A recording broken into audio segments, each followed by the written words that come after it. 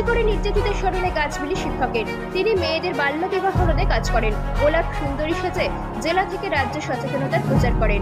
এবার আর্যিকরে নির্যাতিত চিকিৎসকের জন্য পথে নামলেন। গাছ বিলি করে তাকে স্মরণ করে মানুষের কাছে বার্তা দিলেন, এই ধরনের নারকীয় ঘটনা যেন আর না ঘটে। খানাকুলের মাছপুর প্রাথমিক বিদ্যালয়ের প্রধান শিক্ষক দেবাশিস মুখোপাধ্যায় বরাবরই সমাজের জন্য ভাবেন, কাজ করেন।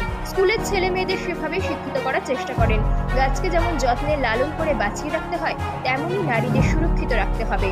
হুগলির গোঘাটের মদিনা বাজারে আজ শতাধিক আলোর চারা বিলি করেন দেবাশিস মুখোপাধ্যায়। তিনি বলেন, কিছু মানুষ পশুর মতো আচরণ করছে, সুযোগ পেলেই ছিঁড়ে খেতে চাইছে। এসব বন্ধ হওয়া দরকার।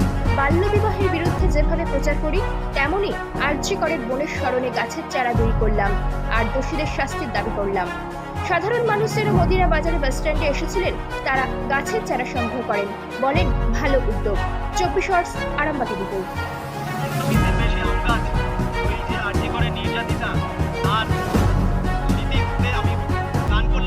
সমস্ত মানুষ এই গাছ বসাক এবং এই দিনটা মনে রাখুক, যাতে তাড়াতাড়ি মানুষ ভুলে না যায় এবং আমরা যাতে ভালো একটা সমাজ রাখতে পারি। আমাদের আজ আমরা একটা অভিনব কায়দায় এর প্রতিবাদ জানাচ্ছি।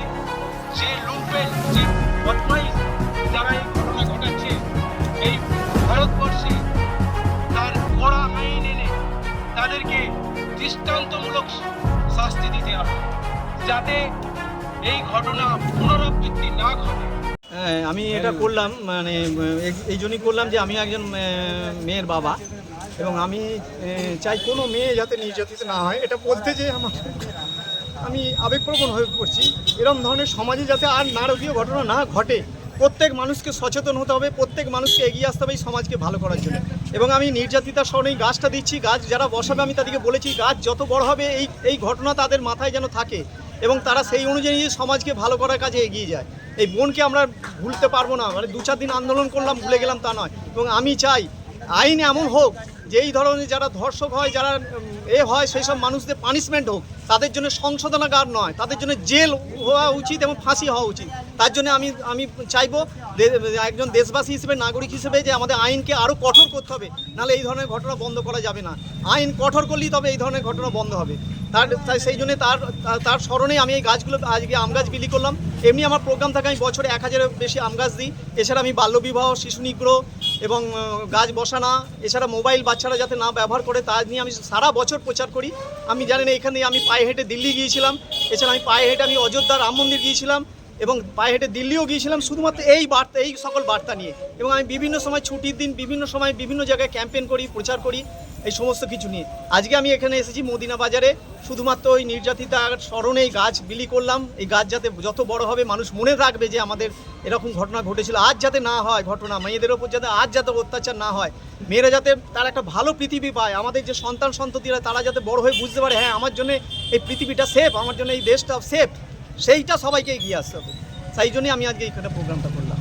আমার নাম হচ্ছে দেবাশিস মুখোপাধ্যায়, আমাকে অনেকে বহুরূপী গোলাপ সুন্দরী নামে জানেন। আমি খানাকুল থানার অন্তর্গত মাছপুর প্রাথমিক বিদ্যালয়ের প্রধান শিক্ষক। অপরাধ গাছ লাগাচ্ছি একটা প্রাণ বাঁচানোর জন্য। এই যে বহুরূপী মাস্টারমশাই যিনি গাছ লাগিয়ে এর প্রতিবাদ করছেন, এই প্রতিবাদটাকে কি বলবেন? আমরা সমর্থন করি প্রতিবাদ। আপনার নাম দাদা? স্বপন মণ্ডল, রঘুবাড়ি। এটা একটা নক্কারজনক ঘটনা যে আমাদের ভারতবর্ষের লজ্জা, যেখানে একজন প্রাণদায়ী ডাক্তার যে সবাইকে প্রাণ দেয় তাকে নৃশংসভাবে খুন করা হলো। এটার প্রতিবাদের ভাষা নেই, এটা আমরা ঠিক মেনে নিতে পারি না। তার স্মৃতিকে তাকে আমরা মনে রাখার জন্য দেবাশিসবাবু তো এখানে গাছ বিলি করছেন, আমরাও গোঘাট স্টেশনের গায়ে লাগাবো, ওনাকে যাতে আমরা সবাই মনে রাখতে পারি এবং আমরা এই ভারতবর্ষকে আরও সুন্দর পরিবেশ ফিরিয়ে দিতে পারি। এর জন্যই আমরা এই প্রোগ্রাম করেছি এবং এই উদ্যোগের জন্য দেবাশিসবাবুকে সশ্রদ্ধ নমস্কার জানাই।